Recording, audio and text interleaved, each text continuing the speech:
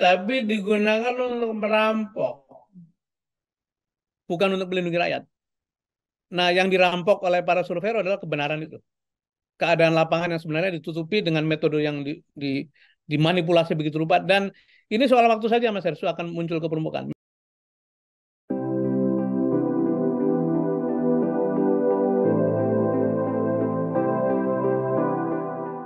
Assalamualaikum warahmatullahi wabarakatuh.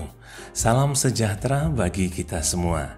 Bapak, Ibu, Saudara sebangsa dan setanah air, apa kabar Anda? Semoga tetap sehat dan senantiasa mendapat rahmat dan karunia dari Allah Subhanahu wa Ta'ala. Amin ya Rabbal Alamin.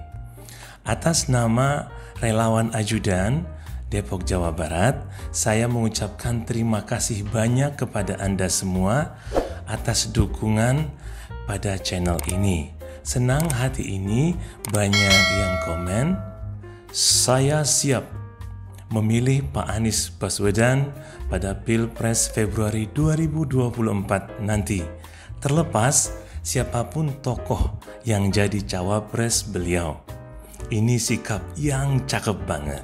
Oh ya, edisi sendirian seperti ini selanjutnya disebut segmen Logika Bang Ari. Dan tema kali ini adalah 3 Capres Ganteng, siapa menang? Nah, untuk menjawab pertanyaan penting ini, saya ajak Anda semua untuk memperhatikan data dan uraian berikut ini. Pertama, tolong ingat jumlah penduduk pemilih untuk Pilpres 2024 nanti berdasarkan DP4 yang diserahkan Kemendagri kepada KPU pada Desember 2022 lalu adalah sekitar 206 juta pemilih. Inilah kue besar yang akan diperebutkan oleh 3 capres tersebut.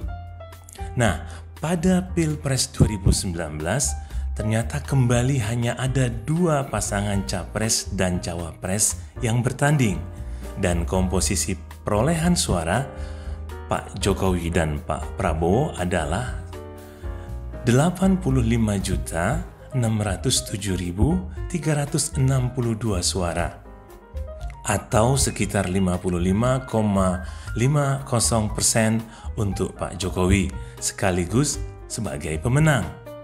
68.440.000 suara atau sekitar 44,50% untuk Pak Prabowo. Itu artinya pada Pilpres 2019 lalu ada sekitar 154 juta suara sah dari 197 juta pemilih menurut DP4 waktu itu. Nah, jumlah penduduk golput atau tidak mencoblos adalah mencapai 43 juta atau sekitar 35%. Kedua, jika sampai pendaftaran ditutup pada 25 November 2023 nanti hanya ada 3 pasangan capres dan cawapres dan atau lebih, maka sangat mungkin Pilpres akan dilaksanakan 2 putaran. Ya, seperti yang dialami Pak Anies Baswedan di Pilgub DKI Jakarta pada April 2017 lalu. Perbedaannya adalah petahana atau incumbent ikut bertanding pada Pilgub DKI Jakarta. Sementara di Pilpres Februari 2024 nanti tidak diikuti oleh petahana. Perlu diperhatikan, setiap Pilpres maupun Pilkada punya kondisi berbeda. Nah, sebagai perbandingan, di puncak kejayaannya pada Pilpres 2009, Pak SBY sebagai petahana menang hanya dalam 1 putaran, ya, dengan perolehan suara 60,80% suara atau sekitar 73,8 juta. Ya, mengalahkan pasangan Mega Prabowo dengan 32,5 juta suara dan Yusuf Kala Wiranto dengan hanya 15 juta suara. Angka kemenangan pasangan SBY Budiono itu jauh di atas 50% plus 1 suara yang disyaratkan Undang-Undang Pilpres nomor 42 tahun 2008 pasal 159 ayat 1. Untuk tingkat pilkada, Pak Ridwan Kamil, sekarang Gubernur Jawa Barat, adalah pihak yang diuntungkan oleh aturan pemilu serentak yang hanya 1 putaran, berapapun jumlah pasangan calon yang bertanding.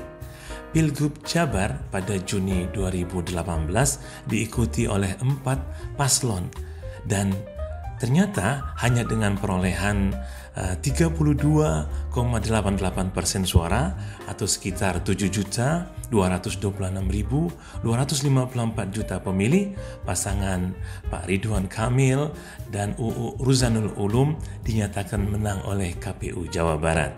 Lalu apa poin ketiga?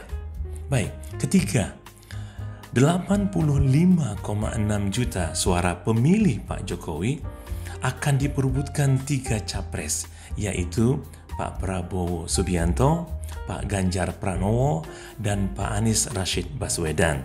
Nah, kepada capres mana nantinya 85,6 juta pemilih itu akan berlabuh memerlukan pembahasan tersendiri.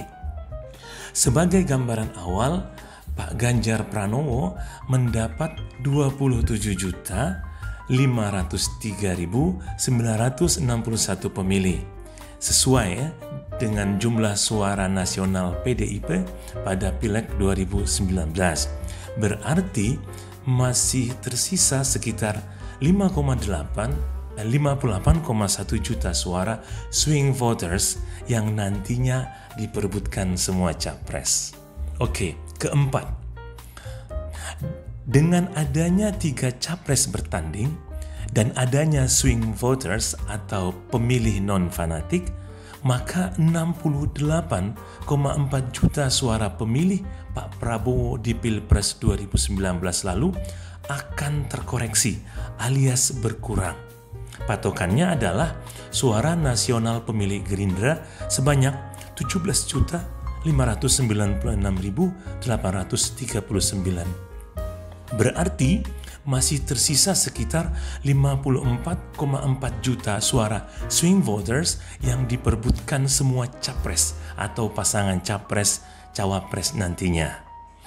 Baik, yang kelima, Pilpres dan Pileg akan dilaksanakan serentak dengan masa kampanye 75 hari, yaitu sejak 26 November sampai 10 Februari 2024. Nah, semua caleg akan berkampanye sekaligus untuk dirinya, partainya, dan juga capres-cawapres yang diusung partainya dalam satu paket di dapil masing-masing. Ini semua berkolerasi, saling mempengaruhi. Maka tak heran pada 2009 Pak SBY menang Pilpres, Demokrat juga menjadi partai pemenang Pileg. Pak Jokowi menang Pilpres 2014 dan 2019.